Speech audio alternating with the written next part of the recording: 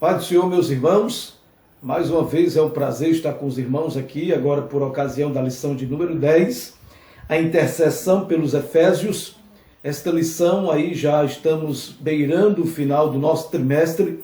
Para nós, desde já, é um motivo de satisfação, alegria e um privilégio estar com vocês interagindo a respeito destas lições muito edificantes. Como as demais, são as lições devocionais, e não deixem de ser teológicas, pois há uma profundidade da teologia bíblica com respeito à igreja, ao mistério de Cristo, como a igreja também nesta relação espiritual.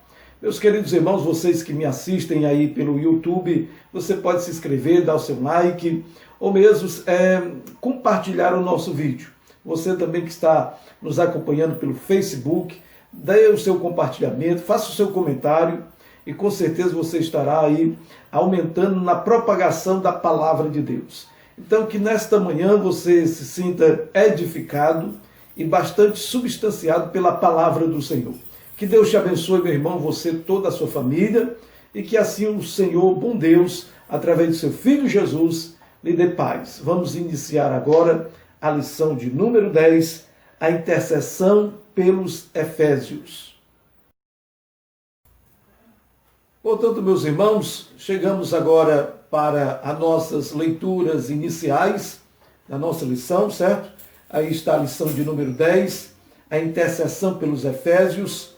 E esta lição, ela aí vai nos trazer, certo? Algumas explicações a respeito dessa intercessão do apóstolo Paulo. Vamos para o texto áureo que está em Efésios, no capítulo 14, capítulo 3, versículo 14, versículo 15. Por causa disso me ponho de joelhos perante o Pai de nosso Senhor Jesus Cristo, do qual toda a família nos céus e na terra toma o nome. Verdade prática diz que devemos interceder pelos eleitos de Cristo, para que eles sejam fortalecidos de poder, vivam em comunhão e exercitem o amor de Deus. Então, o papel importante, preponderante da intercessão bíblica, né? Através da oração. Vamos para a leitura bíblica em classe. Efésios capítulo 3, os versículos do 14 ao 21. Por causa disso me ponho de joelhos perante o Pai de nosso Senhor Jesus Cristo, o qual toda a família nos céus e na terra toma o nome, para que, segundo as riquezas da sua glória, os conceda que sejais corroborados com poder pelo Espírito do homem interior, para que Cristo habite pela fé no vosso coração, a fim de, estando arraigados e fundados em amor, poderdes perfeitamente compreender com todos os santos qual seja a largura, o comprimento, a altura e a profundidade, e conhecer o amor de Cristo, que excede todo o entendimento, para que sejais cheios de toda a plenitude de Deus. Ora, aquele que é poderoso para fazer tudo muito mais abundantemente, além daquilo que pedimos ou pensamos, segundo o poder que nos opera. Versículo 21. E a essa glória na igreja, por Jesus Cristo, em todas as gerações, para todo sempre. Amém. A lição de número 10, meus irmãos, ela está subdividida, como de costume, em três pontos principais. A intercessão pelos Efésios, que é o título da nossa lição, subdivide-se no ponto de número 1, corroborados com o poder do Espírito, arraigados e fundados em amor. A bênção de Deus excede o pensamento humano. Vamos, meus irmãos, para os objetivos específicos. O objetivo geral da nossa lição bíblica, a lição de número 10, ela trata e traz que aprender a eficácia da oração no fortalecimento, restauração e crescimento espiritual da Igreja de Cristo. Veja só o que eu sempre falo, toda lição bíblica, ela está direcionada à nossa prática cristã. Como nós devemos agir, como nós devemos proceder no nosso cotidiano. E os objetivos, tanto o geral como os específicos, são todos voltados para isso. O tópico de número 1 tem como objetivo refletir acerca dos propósitos da oração do apóstolo Paulo no poder do Espírito. Em primeiro momento, nós vamos refletir sobre essa situação. No segundo, é destacar a necessidade de a igreja estar arraigada e fundada no amor de Deus. E terceiro, conscientizar de que Deus é capaz de fazer muito além do que pedimos. São os objetivos da nossa lição de número 10.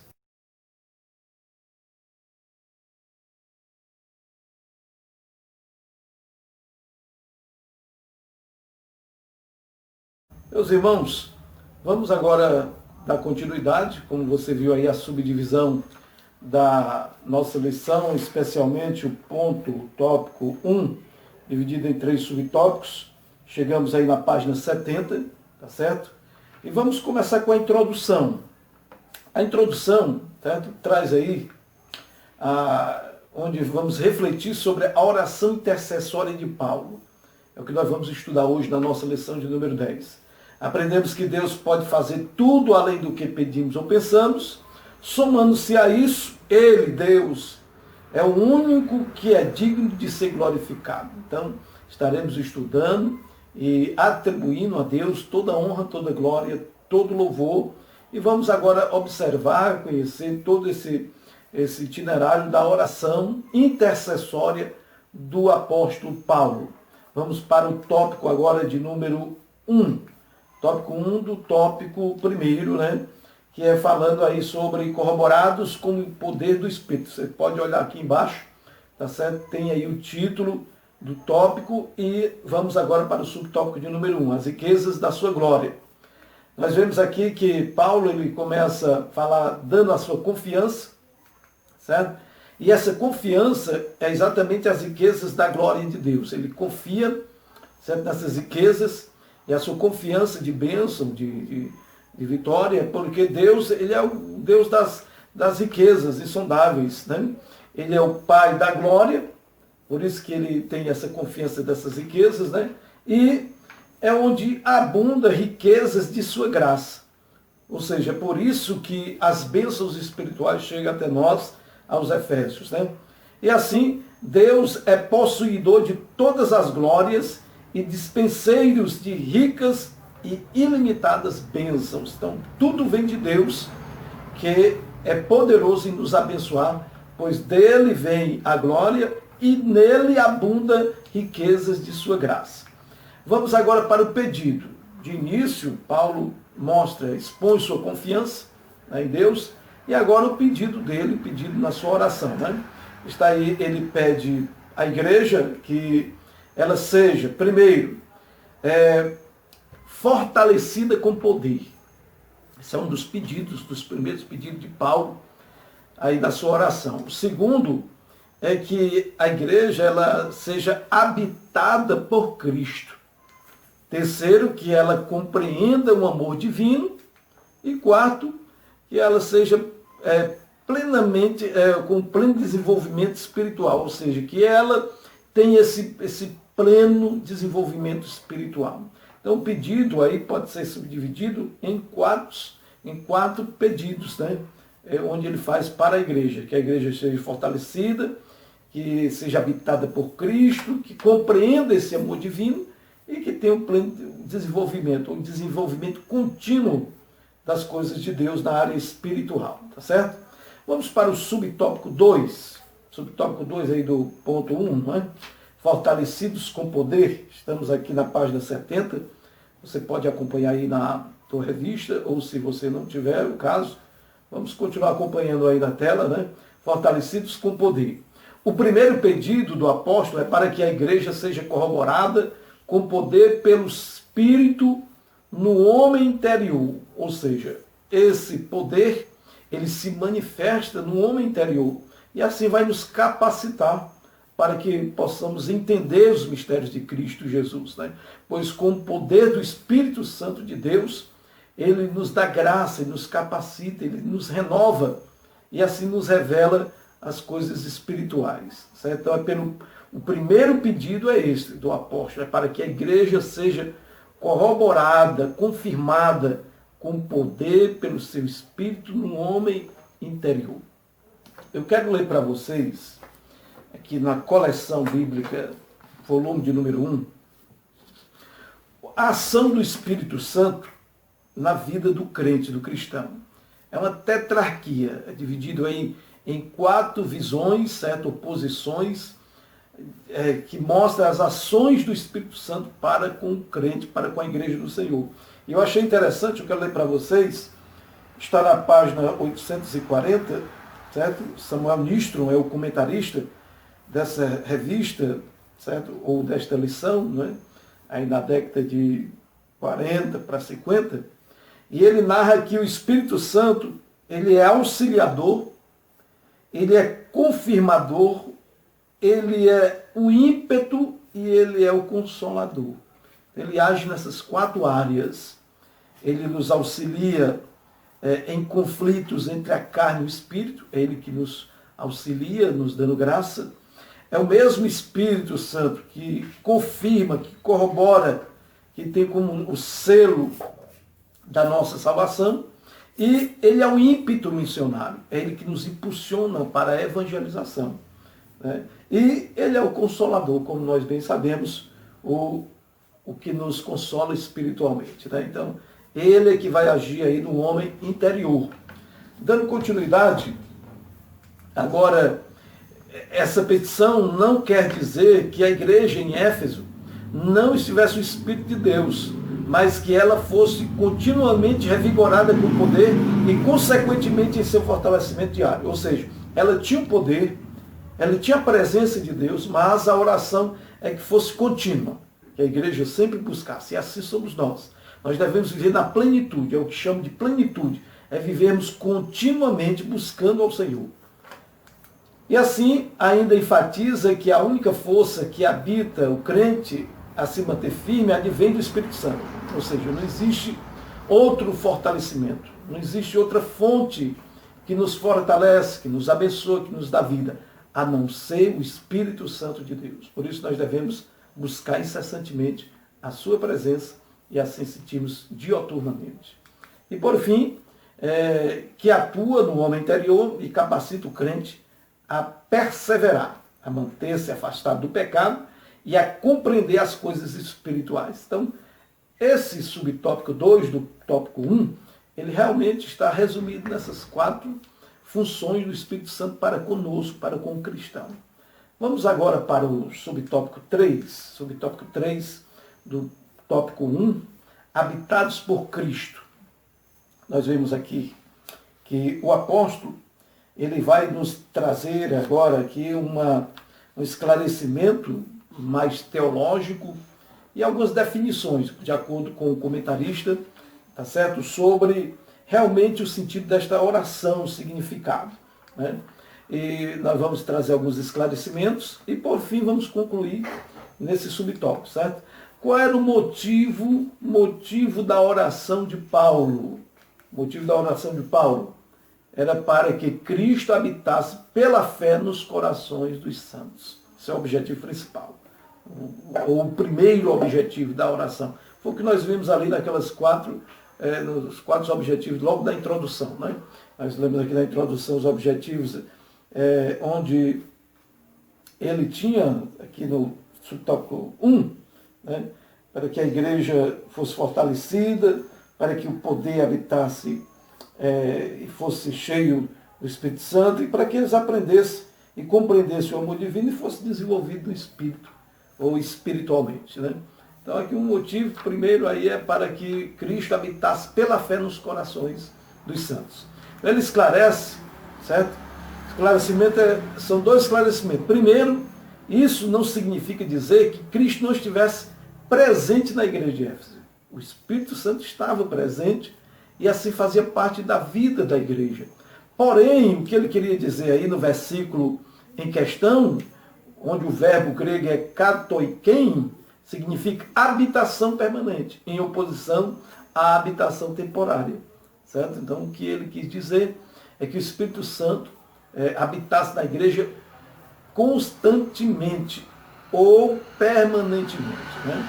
Então, conclui-se que a oração apostólica era para que Cristo habitasse continuamente na vida da igreja. Assim, o ensino apostólico ratifica que sem Cristo a igreja não pode subsistir às forças do mal, conforme Mateus 16, 18. Ora, meus queridos irmãos, com a presença de Cristo, do seu Santo Espírito, na vida da igreja, nada vai abalar a igreja e nem as portas do inferno abalarão ela. Tá certo? Então que estejamos cheios do Espírito Santo, na presença de Cristo, pois esta é a oração do apóstolo, porque ele sabia muito bem, tinha certeza, que quando nós somos cheios do Espírito Santo, estamos vivenciando a nossa vida cristã com Cristo, nada nos abalará, pois estamos em união com Ele. Amém? Por isso, meus queridos irmãos, nós vamos agora partir para o segundo ponto da nossa lição, o tópico, não é? Arraigados e fundados em amor.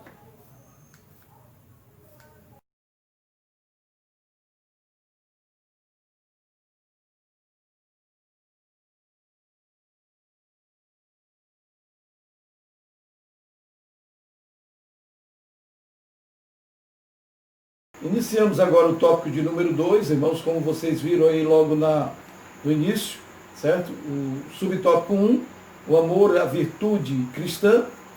Nessa virtude, irmãos, cristã, nas Escrituras, mostra o atributo divino. É uma parte onde o apóstolo Paulo apresenta nas Escrituras Sagradas e é uma fonte, irmãos, que vem direto de Deus, ou seja, Deus é amor, não é? 1 de João 4 e 8, aquele que não ama não conhece a Deus, porque Deus é amor.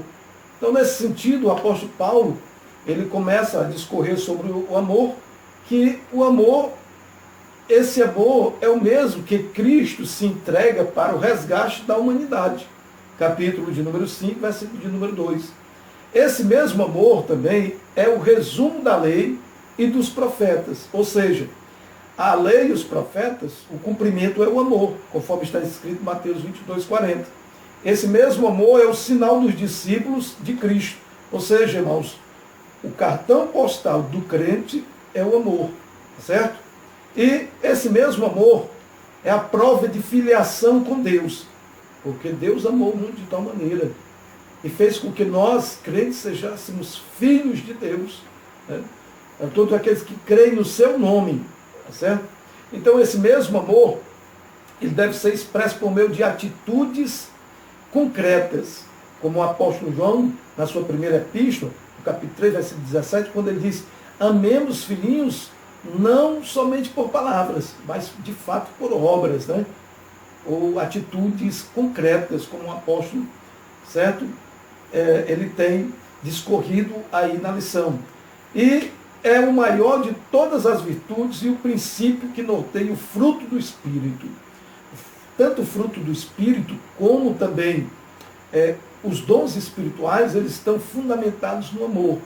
Porque, com certeza, quem tem o amor, esse dom maravilhoso, esse fruto, né, ele não se ensoberbece, não se exalta, não se ufana, como diz em 1 Coríntios 13, tá certo? Assim, está baseado toda essa fundamentação do fruto, dos dons espirituais, no amor. Certo? Meus irmãos, dando prosseguimento, vamos para agora o subtópico 2, mas antes eu quero ler só essa finalização, quando diz: cientes desta revelação, o apóstolo implora a Deus para que o viver da igreja seja arraigado e alicerçado no amor.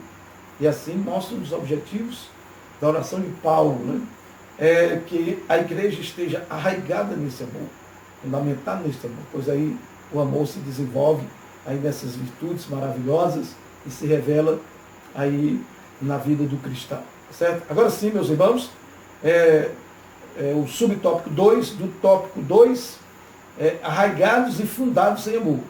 Após rogar ao Pai pelo poder do Espírito e a habitação de Cristo, o apóstolo clama para que a igreja possa também compreender e praticar o amor. Tá? Então aí é um pedido de Paulo. Nesse sentido, a expressão arraigados e fundados em amor, capítulo 3, versículo 17, compara os santos como uma planta bem enraizada e uma casa bem alicerçada. Ora, meus queridos irmãos, é isso mesmo que o apóstolo Paulo dá a entender. Quando nós estamos arraigados em amor, essa palavra denota essa fundamentação que temos como igreja, como um edifício, como uma casa alicerçada no amor.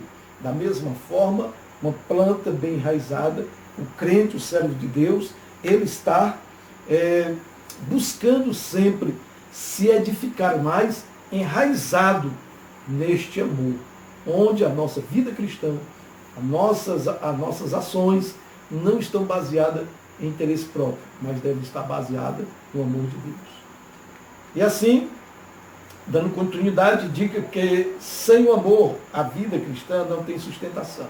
Assim como a árvore e a casa, né? Se não estiver alicerçada e a árvore bem enraizada, não tem sustentação. Por causa disso, o apóstolo insiste pela total compreensão de qual seja a largura, o comprimento, a altura e a profundidade do amor divino. Meus queridos irmãos, é incomparável. Quando ele fala a largura, irmãos, abarca todo o planeta, é de uma ponta a outra da cruz. Né?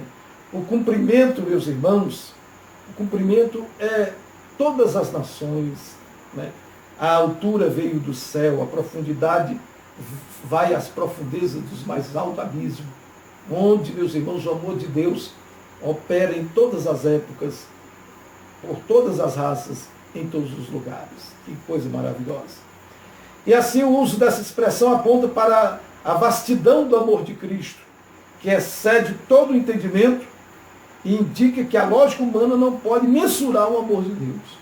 Nós não podemos, meus irmãos, fazer um comparativo desse amor, pois o amor é um amor incomparável, um amor sacrificial, onde deu tudo sem querer nada em troca. Esse é o amor verdadeiro. O Deus, ele é a essência, ele é o amor. Ele é o amor. Certo? Vamos dando prosseguimento. Vamos aí para agora o subtópico 3, a intensidade do amor de Cristo.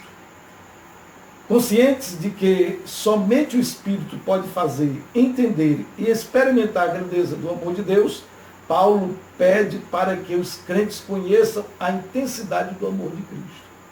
Então, Paulo, a oração é essa, ele vai pedindo à igreja que busque. E como o profeta Oséias, né, nós devemos buscar e prosseguir em buscar ao Senhor.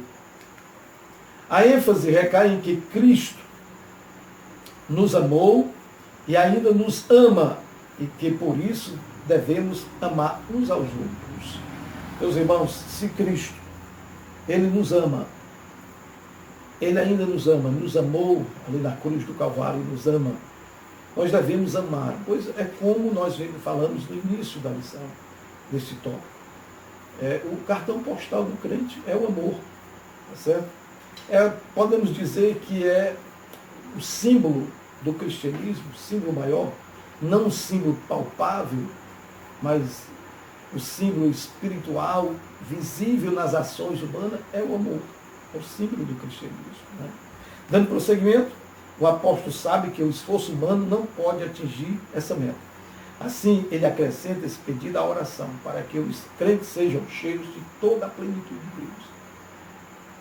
Para que possamos vivenciar esse amor, só dá para vivenciar espiritualmente. Deus nos capacitando, nos enchendo da sua plenitude. Por isso, meu irmão, viva a plenitude. Busque a Deus.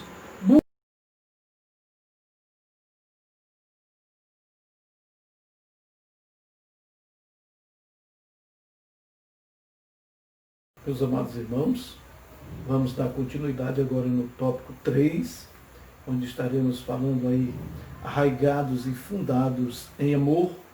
Vamos para o subtópico de número 1, a dimensão das bênçãos divinas.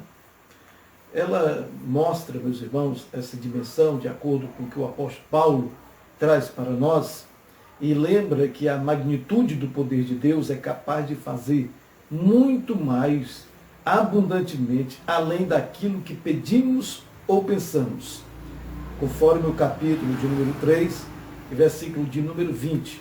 Isso indica, quer dizer que Deus pode fazer ultrapassar em muito nossos melhores anseios e desejos. Ou seja, aquilo que nós pensamos em pedir e queremos pedir, Deus ele pode e tem poder para fazer muito mais e assim nos abençoar conforme a nossa fé. Então não há limites para pedirmos a Deus. No entanto, nós devemos manter a cautela e a sabedoria de pedir conforme a vontade de Deus, pedir conforme a sua vontade, segundo o seu querer. E Ele nos abençoará. Não é? Ele tem poder para fazer muito mais, como diz as Escrituras, do que o que nós pedimos. Né? E também indica que a mente humana é incapaz de alcançar a dimensão das bênçãos divinas. Meus queridos irmãos, isso quer dizer que o nosso conhecimento com as coisas de Deus são limitados. Nosso conhecimento é limitado. Deus, ele tem assim uma dimensão maior de apresentar as suas bênçãos de uma forma que nós temos a limitação humana de entendermos essas bênçãos divinas, como a própria lição esclarece, e o que o comentarista explana, que a mente humana é incapaz de alcançar essa dimensão. Porque nós somos, na verdade, limitados, a nossa mente é limitada. Né? Outra parte desse tópico é que Paulo declara agora que as coisas que sequer subiram ao coração do homem são as que Deus preparou para os que o amam. Ou seja, Deus ele ainda tem bênçãos, ainda tem coisas preparadas para nós e o nosso entendimento, o nosso coração ainda não é revelado de uma forma que nós possamos saber na plenitude. Né? E assim, essa expressão mostra que os pensamentos do Senhor são muito mais altos do que os nossos. Conforme Isaías aí 55, né? Que os nossos pensamentos não são os pensamentos de Deus. O próprio Cristo, falando pelo profeta Isaías, quando ele narra que os nossos pensamentos não são como os pensamentos dele. Os pensamentos dele é sublime, é soberano. Né? E o poder divino, que algo na vida do crente e suas bênçãos disponíveis são impossíveis de dimensionar. Meus queridos irmãos, isso mostra que as bênçãos disponíveis para nós, irmãos, são assim, de uma forma que nós não podemos ter noção do tamanho, da grandeza das bênçãos do Senhor. Não é? Concluindo tudo isso, a grandeza do poder de nosso Deus é capaz de responder para além das mais corajosas orações. O que é que isso significa? Isso significa que se nós tivermos ousadia de pedir algo mais sublime, maior, mais grande, o poder de Deus, a manifestação oculta da poderosa magnitude de Deus, se revelada, pode com certeza nos abençoar assim de uma forma espetacular e muito maior do que aquilo que nós pedimos, do que aquilo que nós pensamos e temos entendimento ou mesmo noção do que Deus pode trazer de bênçãos para nós. Então, irmãos, de acordo com a compreensão humana, nós não podemos, irmãos, calcular essa dimensão e nem entender a profundidade das bênçãos, das riquezas do Senhor para conosco. Né? Como Deus é soberano, irmãos, como Deus é poderoso e é amável para conosco. Né? Basta tão somente exercermos a nossa fé, pois se nós pedirmos com convicção, nós temos certeza que Deus ele pode sim nos abençoar poderosamente. Vamos dar continuidade agora, subtópico 2, o convite para a adoração. Paulo encerra esse capítulo com um convite de adoração a Deus, cuja glória é devida na igreja por Jesus Cristo em todas as gerações. Meus queridos irmãos, aqui mostra que a conclusão do que Paulo falou desde agora, desde então, não poderia ter sido diferente dos versículos anteriores. Ele discorreu aí de pelo menos alguns objetivos, algumas, podemos dizer assim, narrativas, certo? E faltava ele finalizar com essa ação de graça, com essa glória a Deus, a qual a ele é devido. A glória, na verdade, não é da igreja, nós vamos ver isso aí. A glória é para Deus através de Cristo. Então, o que Paulo já falou, que Paulo já discorreu sobre os assuntos anteriores, ele falou acerca da boa nova do mistério revelado, ele falou também das muitíssimas riquezas de Cristo conferidas à igreja, conforme o capítulo 3, versículo 8 e 9. Ele também falou da grandeza do poder de Deus, no capítulo 3, versículo 16. Também ele discorreu da infinitude do amor de Deus, é infinito, é soberano para nós, conforme o versículo 19. E ele também já tratou de todas as bênçãos divinas que excedem a compreensão humana. Só faltava apenas agora Paulo acrescentar o louvor ao Senhor Deus, detentor de tamanhas dádivas.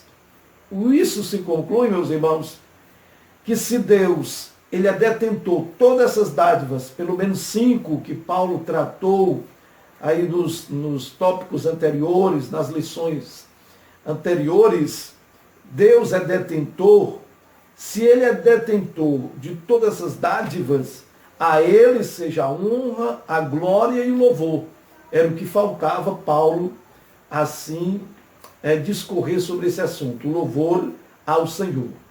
No subtópico 3, nós vamos identificar aí que a glória devida a Deus, ela finalmente é corroborada e explanada por Paulo, o qual prossegue o seu ensino, que Deus deve ser glorificado na igreja em Cristo Jesus. Ou seja, meus irmãos, a adoração não é para a igreja, o louvor não é para a igreja, o louvor é da igreja para o Senhor, através de Cristo Jesus, que é o meio pelo qual é levada essa adoração para Deus. Né? E por que não dizer que Cristo também, ele é adorado, ele é louvado, porque ele é Deus.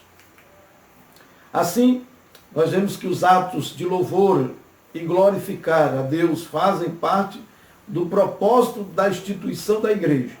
Como eu falei em lições anteriores, o propósito da igreja é tríplice. Ela opera em primeiro lugar para cima. É esse propósito aqui que nós estamos discorrendo agora. Ela opera para cima em glorificação e adoração a Deus, Pai, Filho e Espírito Santo, a Trindade divina. Né? E assim, ela tem um outro propósito de trabalhar para dentro de si, onde ela edifica a si mesma, na doutrina, na comunhão com os irmãos entre si.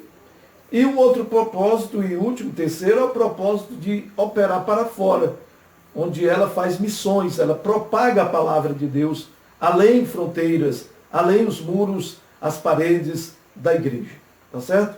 Então, dando continuidade, vemos aí que agora a glória não é da igreja, é exclusivamente tributada para Deus por intermédio da obra de Cristo Jesus. Tá? E essa postura de adoração e exaltação a Cristo perdura por todas as gerações. O que isso significa dizer? Significa dizer, meus irmãos, que enfatiza aí o pedido de Paulo com a frase para todo sempre, o que significa que deve ser praticada por todos os crentes, todos os dias, todos os momentos de reunião, de adoração, e assim até Jesus voltar e dando continuidade na eternidade. Há quem diga que nós estamos vivendo apenas um ensaio, nós estamos ensaiando adorar a Deus, louvar a Deus, glorificar a Deus. Porque lá na glória, sim, de verdade estaremos glorificados, adorando e exaltando o nosso Deus, Pai, Filho e Espírito Santo. Assim, meus queridos irmãos, Igreja do Senhor, finalizamos aí a nossa lição bíblica e agora vamos só dar aqui uma conclusão final. E essa conclusão final, finalizando aí a nossa lição, ela trata que a ousada intercessão de Paulo anelava o fortalecimento da igreja. O apóstolo tinha ciência de que o perseverar do cristão depende de 4 princípios basilares, Primeiro, o fortalecimento de poder. Segundo, a presença plena de Cristo. O intenso exercício do amor de Deus e o contínuo crescimento espiritual até encontrar a perfeição. Assim, meus irmãos, nós vemos aí, nesses 4 pontos basilares, o que a perseverança do cristão depende. Durante esse processo, o povo de Deus deve glorificá-lo em todo o tempo. Esse processo, ele é exatamente para que nós possamos crescer em atitudes espirituais positivas para Deus, de forma que o adoramos, o glorificamos, o exaltamos e sejamos aí crentes maduros espirituais, passando pelo processo de crescimento dioturnamente. E assim, crendo e sabendo que Deus está conosco, e é por isso que nós o louvamos, o glorificamos diariamente, na igreja, no trabalho, na escola, na faculdade, em todas as ocasiões e situações de nossa vida, nós devemos adorá-lo, glorificar o nome do Senhor. Por isso, meu querido irmão, que Deus te abençoe, que Deus te dê graça, que Deus te dê vitória, e que assim sejamos verdadeiros adoradores, como aquela mulher no poço de Jacó, a qual Jesus Cristo a evangeliza e diz que quer verdadeiros adoradores que adorem o Pai em espírito e em verdade. Que Deus os abençoe, e eu estou de veras alegres por ter passado esses momentos com você, trazendo esta palavra maravilhosa. Que Deus vos abençoe em tudo, no nome de Jesus. Amém.